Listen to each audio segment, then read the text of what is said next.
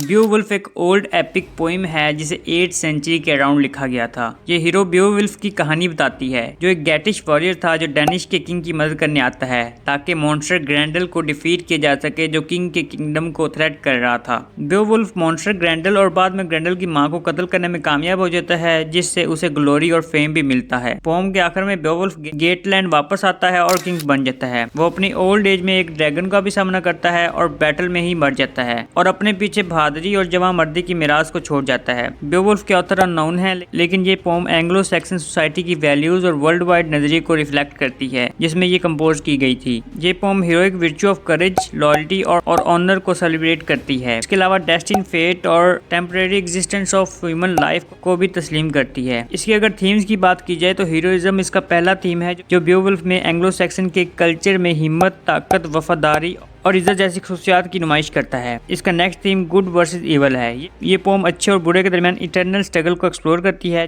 जिसमें बेओवुल्फ various monster के against अच्छी फोर्सेस को रिप्रेजेंट करती है। नेक्स्ट जो थीम हमारे पास है वो है फेट एंड डेस्टिनी। फेट का कंसेप्ट इस पोम में सेंट्रल स्टेज लगता है क्योंकि कैरेक्टर अक्सर अपनी फेट और अपने एक्शन को प्री डिटरमाइंड के तौर पर कबूल करते हैं। नेक्स्ट हमारे पास जो थीम है वो लॉयल्टी एंड रिश्तेदारी है। किसी भी किंग या ट्राइब के साथ लॉयल्टी, रिश्तेदारी की अहमियत बेओवुल्फ में बार बार रिपीट होती रही है। अगर इस पोम के स्टाइल की बात करें तो बेओवुल्फ में अलिट्रेशन को यूज किया गया है। बेओवुल्फ को ओल्ड इंग्लिश में लिखा गया। इसमें अलिट्रेशन का एक्सटेंसिव यूज हमें नजर आता है, जहाँ पे क्लोज वर्ड सेम कॉन्सोनेंट के साथ शुरू होते हैं। नेक्स्ट जो चीज हमें नजर आती है वो किनिंग है। किनिंग एक कंपाउंड एक्सप्रेशन होता है जो ओल्ड इंग्लिश पोएट्री में मेटाफोरिकल मीनिंग बताता है। इस पोम में हमें किनिंग का इस्तेमाल देखने को मिलता है जो लैंग्वेज को रिच और कम्प्लेक्स बनाती है। नेक्स्ट चीज जो हमें देखने को मिलती है वो है एपिक स्ट्रक्चर।